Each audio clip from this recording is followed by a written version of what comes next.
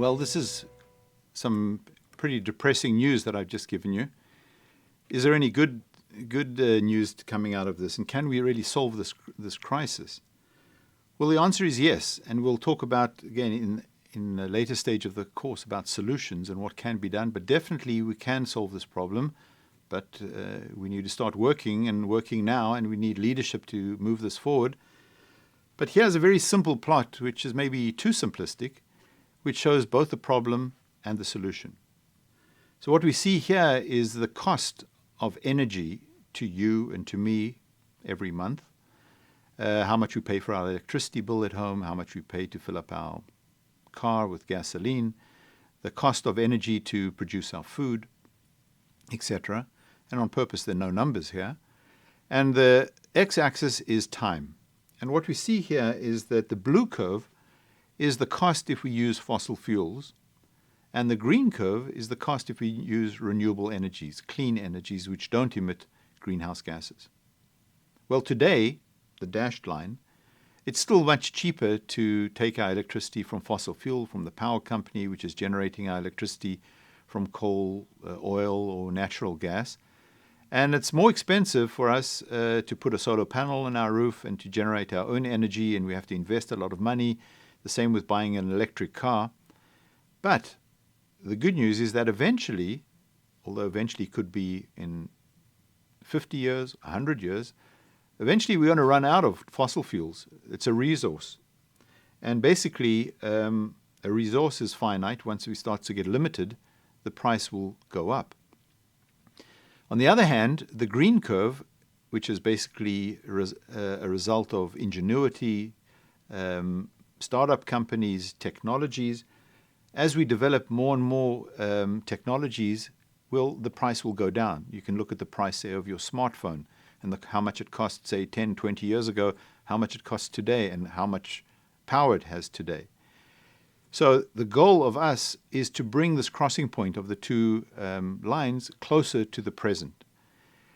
If we can bring it to 5 years from now, and when we cross these lines cross each other, we've basically solved the problem, or a big part of the problem, because there's no reason that I would want to buy an expensive polluting car or pay for expensive polluting energy if I can get clean, cheaper energy.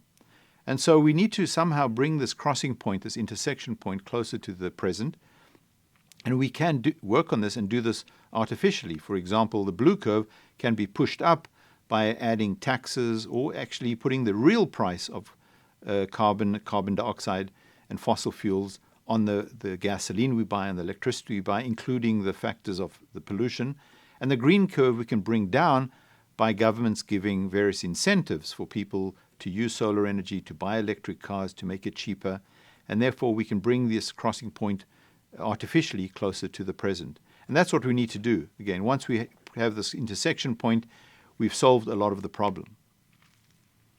And this appears to already be occurring today. If we look at the price of electricity from different sources, the most dramatic here, if we look at the red curve, is solar energy, producing photovoltaic energy from the sun. And just in 10 years, this plot's showing the difference in the price per kilowatt hour or per megawatt hour from 2009 to 2019. We see nearly a 90% decrease in the price to produce that energy from solar energy, and a 70% decrease if we use wind, onshore wind. While for coal and some of the other fossil fuel, the price hasn't changed much over that same period.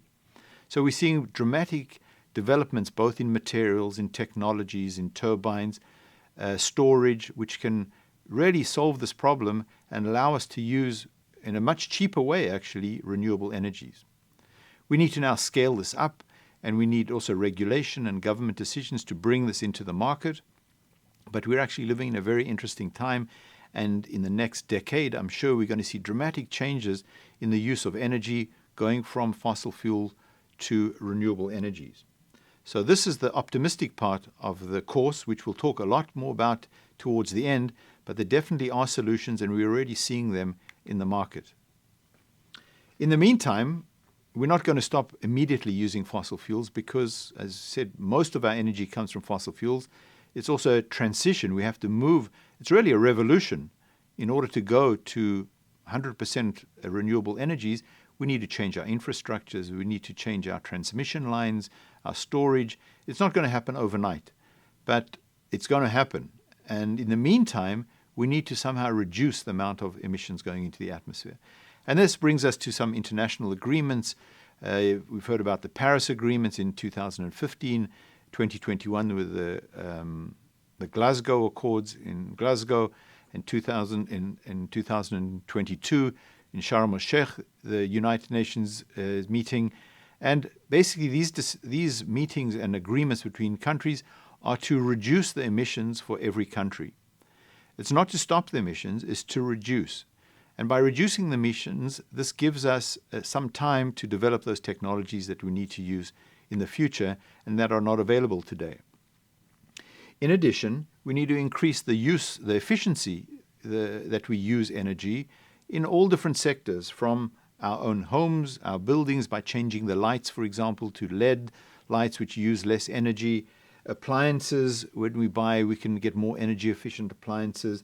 The transportation, industry, and we can see that if we just go on the line of increased efficiency, we can actually bring down the emissions of carbon dioxide quite dramatically and even flatten this curve and again give us time to develop the new technologies we need for changing the energy sector and the transportation sector.